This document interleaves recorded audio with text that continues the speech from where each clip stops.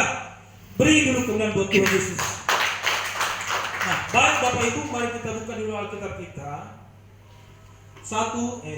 Injil Yohanes. Injil Yohanes 14. Injil Yohanes 14 ayat 1 sampai dengan 3. Ada ketemu saudara? Amin. Baik, hanya ada 3 ayat. Kita baca bersama-sama dengan suara yang keras. Amin. Judul berikutnya Rumah Bapa, ayat 1 sampai 3 saja. 1, 2, ya. Janganlah gelisah hatimu, percayalah kepada Allah, percayalah juga kepadaku. Di rumah Bapakku banyak tempat tinggal. Jika tidak demikian, tentu aku mengatakannya kepadamu. Sebab aku pergi ke situ untuk menyediakan tempat bagimu. Dan apabila aku telah pergi ke situ dan telah menyediakan tempat bagimu, aku akan datang kembali dan membawa kamu ke tempatku, supaya di tempat di mana aku berada, kamu pun berada. Haleluya. Bapak Ibu yang dikasihi oleh Tuhan, akhir-akhir ini Tuhan Yesus atau Roh Tuhan memberikan saya satu pewahyuan yang baru. Bukan pewahyuan yang baru sebetulnya, tapi dikuatkan untuk tema itu. Pewahyuannya seperti apa? Gini, Tuhan singkapkan kepada saya tujuan sesungguhnya Yesus dulu datang 2000 tahun yang lalu. Mungkin ini sudah berulang-ulang saya terangkan 2-3 minggu ini, tapi saya akan jelaskan lagi lebih detail supaya semakin merasuk, supaya semakin berakar di hati saudara-saudara. Saudara, dalam pewahyuan yang Tuhan berikan itu, dia teguhkan atau dia singkapkan kepada saya, Roh Tuhan singkapkan kepada saya bahwa tujuan Yesus datang ke dunia ini ialah untuk mengambil engkau yang terjangkau oleh dia, untuk mengambil orang-orang yang terjangkau oleh dia di dunia ini, dibawa pulang ke rumahnya, dibawa pulang ke rumah Bapa. Jadi dunia ini, saudaraku, dunia yang sudah rusak. Amin. Dunia ini dunia yang sudah cemar, dunia yang sudah hancur, parah. Dunia yang ada ini tidak lagi berjalan menurut rancangan Tuhan. Nah, jadi dulu sebelum Tuhan menciptakan dunia, sebelum Tuhan menciptakan manusia, dia punya rancangan damai sejahtera, rancangan begini, rancangan begitu. Jadi dalam rancangan Tuhan, dunia yang akan dia ciptakan itu adalah dunia yang penuh damai sejahtera, dunia yang penuh dengan penyembahan, dunia yang berjalan di atas hubungan antara dia sebagai Bapa dengan manusia sebagai anak-anaknya yang saling mengasihi. Itulah rancangan Allah, rancangan semula Allah. Nah, rancangan ini tidak berjalan lagi atas dunia ini.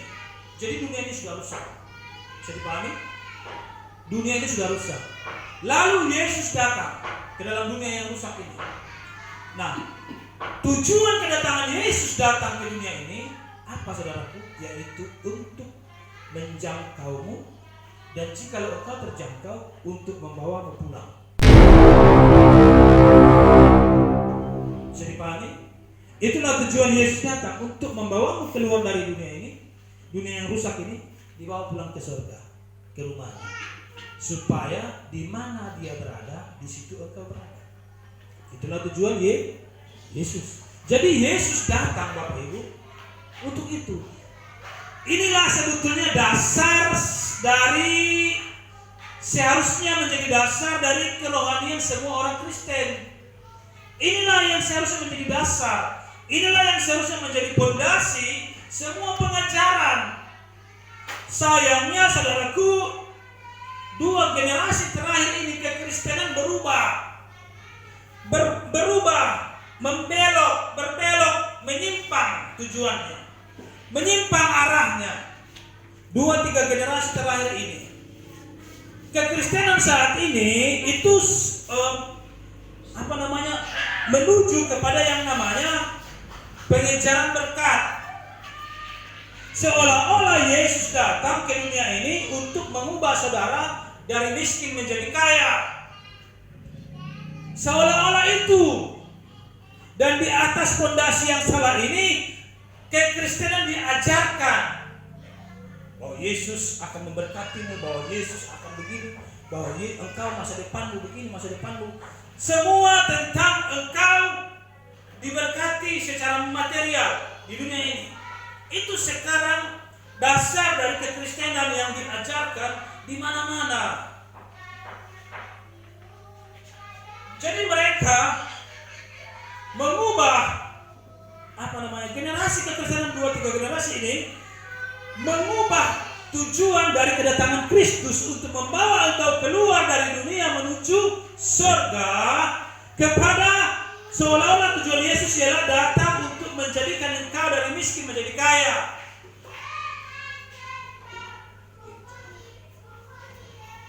Salah, saudara-saudara. Salah. Nah, jadi saudaraku, saya memandangi orang-orang Kristen, saudara-saudara kita, mereka pergi ke gereja. Ramai, hari ini ramai gereja-gereja di mana-mana di daerah kita ini ramai. Saya lihat orang-orang muda ke gereja, penuh semangat maintain Alkitab. Tapi saya sedih, dalam hati saya bertanya, apakah adik-adik ini sudah mengerti apa tujuan Yesus datang ke dunia ini? Saudara, kebanyakan mereka tidak mengerti. Saudaraku, yang membedakan kita kebanyakan dengan tetangga yang non-Kristen itu hanya agama. Ini Kristen, itu misalnya Muslim atau agama lain. Mereka hidup dalam satu kompleks, dalam satu lingkungan. Yang membedakan mereka itu kebanyakan hanya agamanya saja.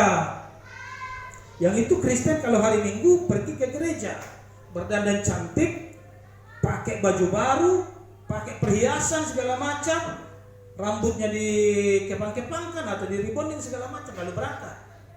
Yang sebelah situ tiap hari Jumat pergi ke masjid, atau tiap hari 5 kali sehari dia pergi sembahyang. Itu aja yang membedakan. Lain-lainnya sama, caranya merespon masalah, caranya menanggapi persoalan, caranya menanggapi kesalahan orang lain, caranya menanggapi ketika dia dicurangi orang lain, caranya memikirkan kepentingan dirinya, sama-sama memikirkan diri sendiri, sama-sama mengejar dunia, mengejar kesuksesan, sama-sama yang sana ingin naik pangkat, yang sana ingin naik pangkat juga, yang sini dekati wakil gubernur, yang sana dekati gubernur, sama semua. Yang membedakan cuma agamanya saja. Bukan seperti itu kekristenan yang dibawa oleh Yesus. Jadi pahami Bapak Ibu? Yesus datang untuk membawa engkau keluar dari dunia ini, dibawa pulang ke surga. Dalam pemahaman ini, maka banyak hal yang harus mulai kita sadari. Yaitu yang pertama, bahwa ternyata Tuhan tidak tertarik memulihkan dunia ini.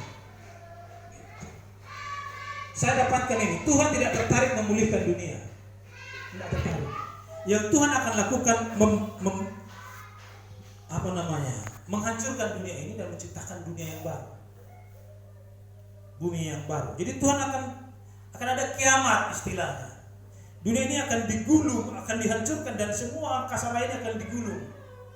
Karena Tuhan sudah kecewa dengan dunia ini. Sudah rusak. Tidak ada lagi pengharapannya akan dunia ini. Jadi dia akan hancurkan dunia ini suatu hari. Ketika selesai penghakiman itu, lalu dia ciptakan dunia yang baru, dan di tempat yang baru itulah kita ditempatkan. Jadi pahami Bapak Ibu? Jadi Tuhan tidak datang untuk memulihkan dunia ini. Dia tidak punya niat untuk itu. Niatnya ialah membawa engkau pulang dari sini. Jadi pahami? Oleh karena itu dia tetap biarkan dunia ini menjadi dunia serigala. Itu sebabnya dia katakan, aku mengutus engkau ke tengah-tengah serigala. Aku mengutusmu seperti domba ke tengah-tengah serigala. Dia biarkan dunia ini tetap seperti serigala, dikuasai serigala-serigala. Dan juga ketika iblis suatu hari berkata, ketika Yesus saat itu dicobai di padang gurun, berpuasa 40 hari di padang gurun dan dia dicobai oleh iblis. Iblis berkata, lihatlah kerajaan-kerajaan itu, lihatlah pemerintah-pemerintah itu, lihatlah negara-negara itu. Itu aku yang punya, kata iblis. Kalau kau mau, Aku akan kasih semua itu kepadamu Yesus, asalkan kau mau menyembahku, kata iblis. Apa tanggapan Yesus? Yesus nggak bilang, oh diam kau setan, itu bukan punyamu, itu punyaku. Nggak begitu Tuhan Yesus bilang. Dia nggak menyangkal klaimnya si iblis. Yang dia bilang cuma begini, sembah. Ada firman Tuhan berkata, sembahlah hanya Allah saja. Hanya itu yang Tuhan Yesus bilang. Jadi Yesus tidak menyanggah pengakuan dari si iblis bahwa iblislah pemilik dunia ini.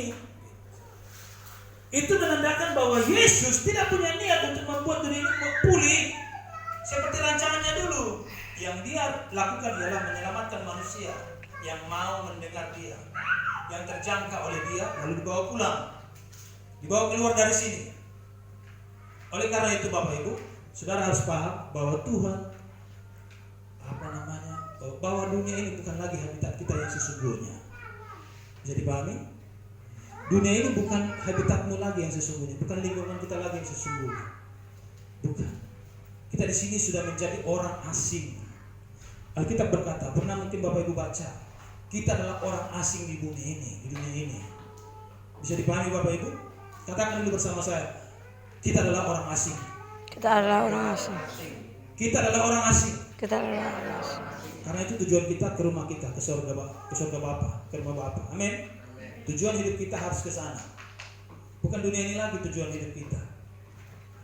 Tidak harus kita punya kekayaan besar, tidak harus kita punya pangkat besar, tidak harus kita punya kemewahan supaya kita bisa dikatakan orang sukses. Itu yang dikejar semua manusia. Semua orang berlomba-lomba mengejar itu.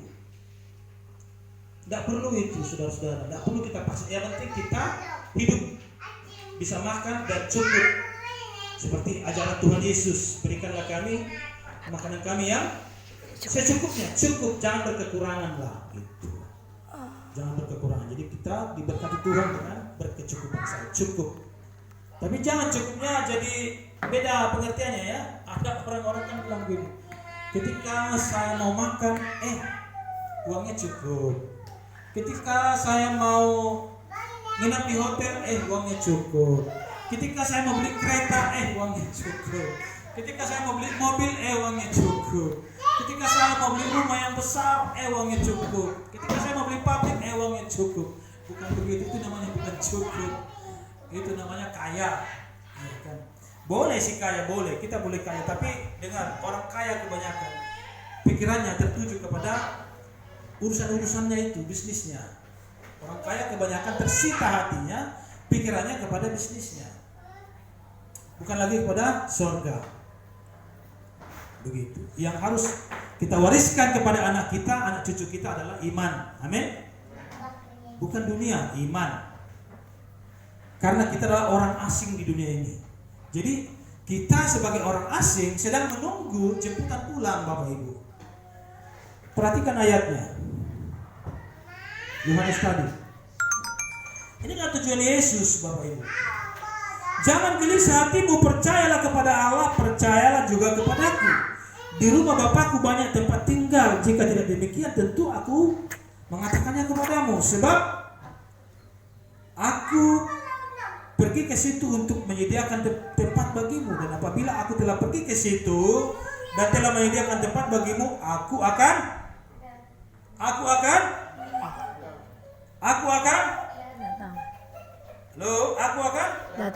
datang kembali dan membawa kamu ke tempatku. Bapak Ibu, Yesus akan datang kembali. Dan dia datang untuk menjemputmu, menjemput kita. Amin. Yesus akan datang kembali untuk menjemput kita. Jadi kita akan dijemput oleh dia. Tapi siapakah yang akan ikut? Itu dia pertanyaannya. Apakah saudara akan ikut? Apakah saya akan ikut? Atau kita akan tertinggal? Sebab saudara, ada yang harus kita penuhi kalau kita ingin ikut. Kalau Bapak Ibu ingin ikut ke surga, ingin ikut terangkat, ada harga yang harus dikorbankan. Apa harganya Bapak Ibu? Harganya Bapak Ibu, hatimu harus senantiasa tertuju kepada surga. Itu harganya. hatimu harus senantiasa tertuju kepada surga. Ini analoginya kira-kira begini. Yang akan Yesus jemput ini adalah mempelainya. Katakan dulu mempelai. Mempelainya. Mempelai Yesus. Inilah yang akan dijemput. Apakah saudara termasuk? Atau apakah saya termasuk jemaat mempelai itu? Yang menentukan itu ialah kerohanian kita. Nah, jadi gini, bayangkanlah dalam pesta perkawinan, ya kan? Pesta perkawinan. Kan dalam adat Batak, si pengantin laki-laki dia makan ini dulu ya, sarapan pagi dengan rombongannya kan? Nah, sarapan pagi dengan rombongannya. Cara apa namanya itu? Lupa saya. Masud. Mangan suhud, ya kan? Mangan suhud dulu keluarga si pengantin laki-laki. Lalu sesudah mangan suhud, berangkatlah si pengantin laki-laki menjemput pengantin perempuan. Betul nggak? Seperti itu kan? Jadi kita lah pengantin laki-laki, lalu kita berangkat menjemput pengantin perempuan. Begitu kan? Dijemput. Saudaraku, dengar. Yesus itu adalah pengantin laki-laki kita. Amin. Yesus itu pengantin laki-laki. Siapa pengantin perempuannya? Jemaat. Amin. Kita pengantin perempuannya. Itu. Bisa dipahami Bapak Ibu? Jadi Yesus akan menjemput kita. Tapi siapakah yang akan termasuk sebagai jemaat pengantin perempuan itu? Nah, kembali ke acara pesta perkawinan orang Batak tadi. Ketika si pengantin laki-laki belum datang, kira-kira si pengantin perempuan sudah siap-siap apa belum? Sudah siap-siap, sudah berdandan, sudah bersalon, bersasak segala macam, iya kan? Nah, sudah bersiap-siap dia, dan dia akan melihat jam terus, dan hatinya tertuju kepada penjemputan itu, betul tidak? Kira-kira kalau ada kawannya mengajak dia, katakanlah namanya si Rosa. Ros, ayo makan bakso dulu yuk. Makan bakso kita ke Pak Min sana yuk. Kan masih ya, belum datang pengantin. Makan bakso dulu yuk. Kira-kira mau nggak dia? Enggak. Kenapa dia nggak mau? Karena hatinya tertuju kepada penjemputan itu. Jadi memang dia masih akan melakukan beberapa aktivitas. Yang mungkin dia masih duduk, dia mungkin masih buka handphone, dia mungkin masih ngobrol-ngobrol, dia mungkin masih mengerjakan sesuatu, mungkin menyapu rumah atau segala macam, masih dikerjakannya. Tapi hatinya tertuju kepada kedatangan pengantin prianya. Dia tidak akan tertarik lagi pada kesana, nggak tertarik lagi dia. Dan dia nggak mau lagi terlalu mengurusi banyak hal, karena dia sedang menunggu-nunggu. Seperti itulah kerohanian yang harus engkau miliki, maka engkaulah itu yang termasuk jemaat pengantin Yesus, jemaat mempelai. Bisa dipahami? Amin. Jadi hatimu harus menunggu-nunggu Yesus, harus menunggu-nunggu Yesus. Kalau hatimu tidak seperti itu, belum seperti itu, engkau tidak akan ikut. Alkitab yang berkata engkau akan tinggal, engkau akan ditinggalkan. 5 gadis bodoh, mereka ditinggalkan. Dan Yesus berkata, aku tidak pernah mengenalmu. Bisa dipahami Bapak Ibu? Amin. Jadi sebagai orang yang sedang menunggu jemputan pulang ke rumah Bapa, supaya di mana aku berada, kamu pun berada, kata Yesus, kita harus senantiasa hati kita menunggu dia. Jadi meskipun kita sambil menunggu Yesus tetap mengerjakan aktivitas kita, tanggung jawab kita tetap kita kerjakan, pencaharian kita tetap kita urusi. Tapi untuk hal-hal yang tidak terlalu penting, untuk hal-hal yang tidak terlalu kita butuhkan, tak usah. Nanti engkau larut di situ. Nanti pikiranmu tersita di situ. Kalau tidak perlu engkau masuk partai politik, tak usah ikut masuk partai politik. Nanti engkau larut di situ. Di situ banyak godaan, di situ banyak cobaan, di situ banyak problem-problem, di situ banyak siasat-siasat yang bisa merusak, strategi-strategi, diskusi-diskusi, rapat-rapat yang bersifat daging, yang bersifat pikiran-pikiran hikmat manusiawi yang bisa merusak hatimu. Contoh. Jadi kalau tidak terlalu perlu, tidak usah urusin lagi. Bisa dipahami Bapak Ibu? Kita urus saja yang perlu. pekerjaan kita mencari nafkah. Karena kita perlu makan selama menunggu Tuhan Yesus datang. Amin. Amin. Jangan pulang nggak kerja kita. Iya kan? Harus kerja. Amin. Karena kita masih harus menanggapi rumah kita supaya bisa makan. Jadi Bapak Ibu, itulah yang akan ikut terangkat. Saudara mau ikut terangkat? Amin. Saudara mau ikut terangkat? Amin. Amin. Jadilah seorang mempelai Kristus yang menunggu-nunggu dia datang. Dia pasti datang tidak lama lagi. Kalaupun tidak dijemput bersama-sama, kita dijemput sendiri-sendiri. Iya kan?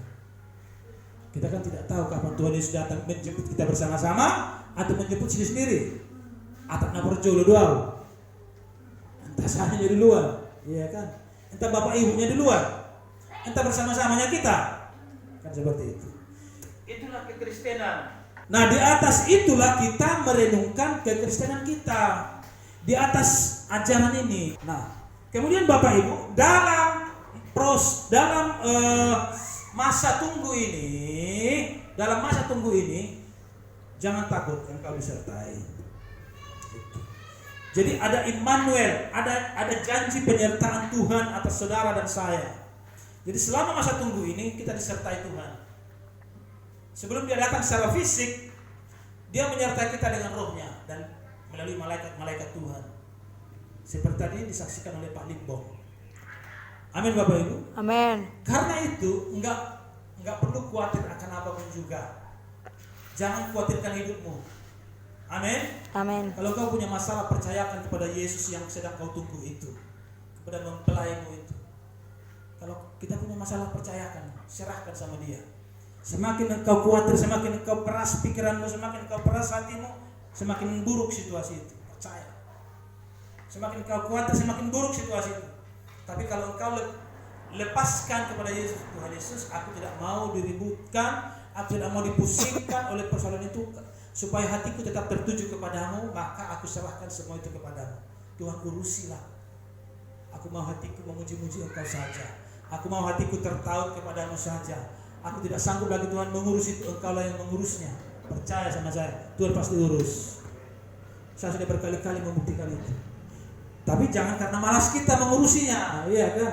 Tapi kalau memang kita tidak sanggup lagi mengurusnya, percayakan kepada Yesus. Penyertaan Tuhan membuat saudara tidak akan mengenal yang namanya jalan buntu. Tidak akan saudara kenal yang namanya jalan buntu. Tapi Pak, buktinya saya buntu. Tapi Pak, buktinya dia buntu. Istriku buntu, suamiku buntu, ini buntu. Kenapa bisa begitu? Karena tidak menyerahkan kepada Yesus.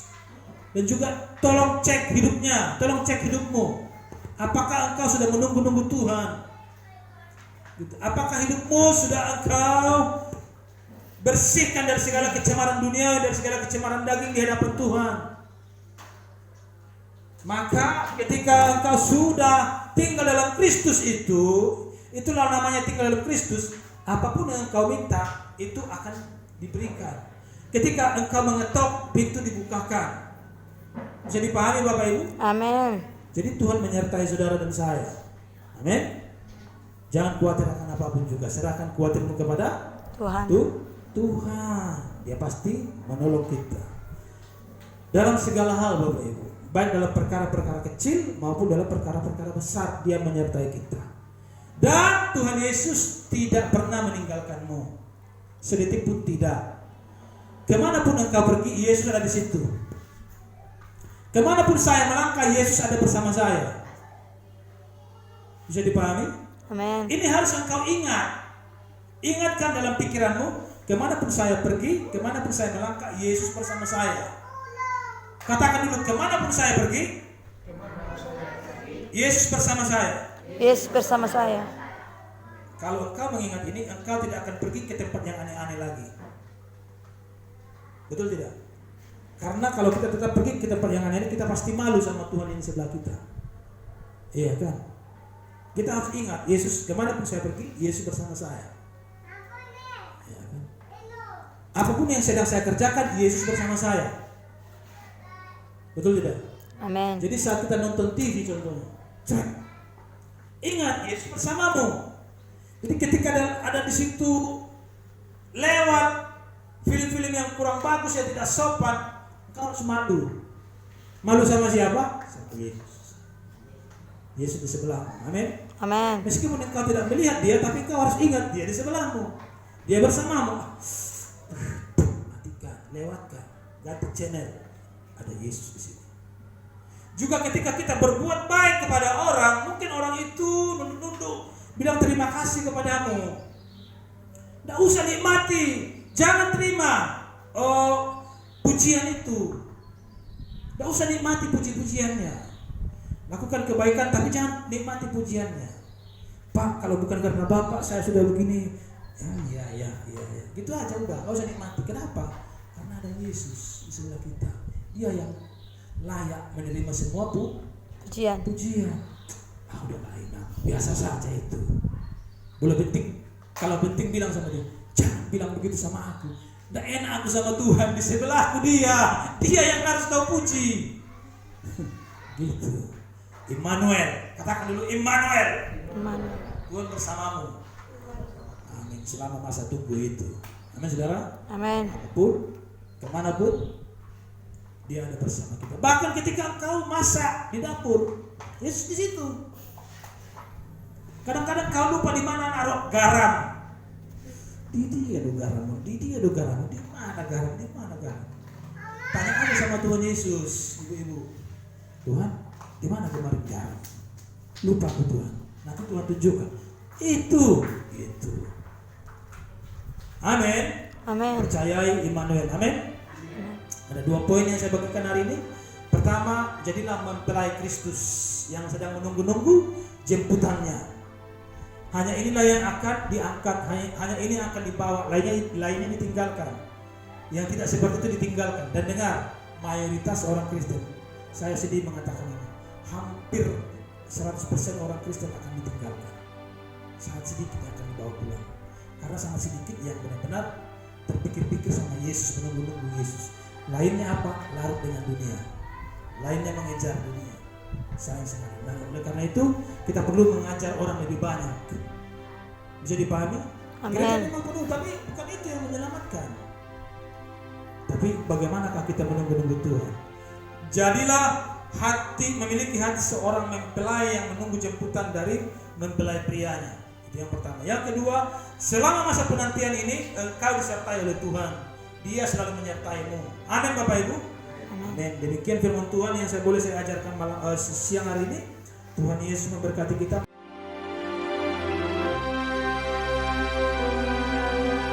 Hallelujah.